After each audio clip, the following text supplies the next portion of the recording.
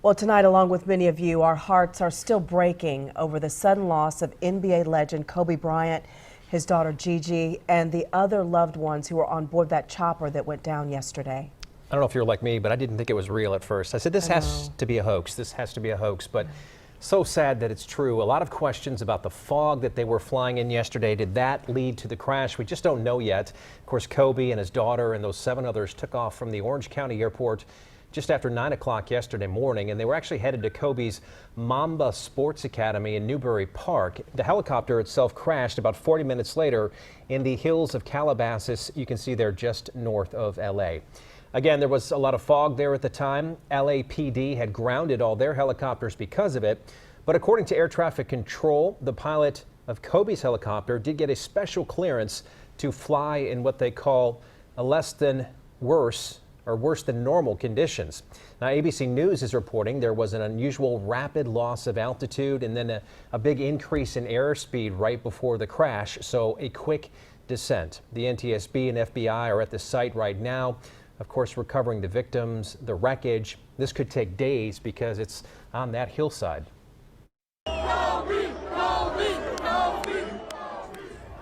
And look at that crowd. Look at that crowd. Thousands of fans honoring the basketball legend at the home of the LA Lakers, the team Kobe played for his entire 20-year NBA career. But what some might not remember is that Kobe was first drafted by the Charlotte Hornets.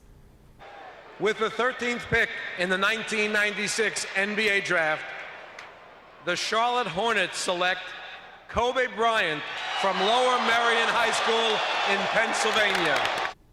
Wow, right out of high school. And Channel 9 sports anchor Matt Harris is live inside the Spectrum Center uptown Charlotte tonight, where the Hornets are paying their own tribute to him. Matt? Yeah, Erica, there was a somber mood at Hornets practice today. Players said they started just by talking, sharing memories or personal experiences that they had with Kobe Bryant, an icon, a legend. Marvin Williams is the oldest player on this Hornets roster, and he offered this on Kobe. You know, he was a hero to all of us, especially my generation. You know, people talk about how great Michael Jordan was. I feel like Kobe is the closest thing to Michael Jordan that we'll ever see. 33-year-old Marvin Williams is one of just 3 current Hornets who competed against Kobe. I think all of us at some point grew up watching him, whether they competed against him, whether you were his peer or someone that was younger than him, you know, watching him. You know, all of us took something from him, you know, whether it was a move or his work ethic.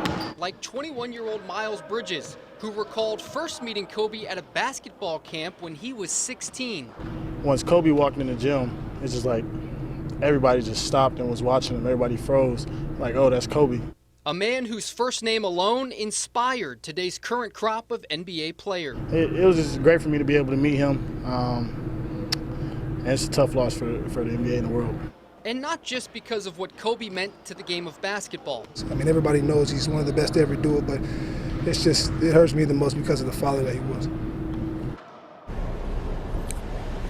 And you got the sense talking to players that they were still grieving and trying to process the loss. Nick Batum said that the team has not decided how they will honor Kobe Bryant during tomorrow night's game against the New York Knicks, but that they will do something. For now, at Spectrum Center, I'm Matt Harris. Back to you. It's still taking a lot of time to really sink in, but as you can tell, on and off the court, the 41-year-old wasn't just a basketball star, but he was really an inspiration to millions of people. And just starting that retirement phase of life at such a young age, but he was, again, very young, just 17 years old when he was drafted into the league, a young man. I had decided to skip college and take my talent to the NBA.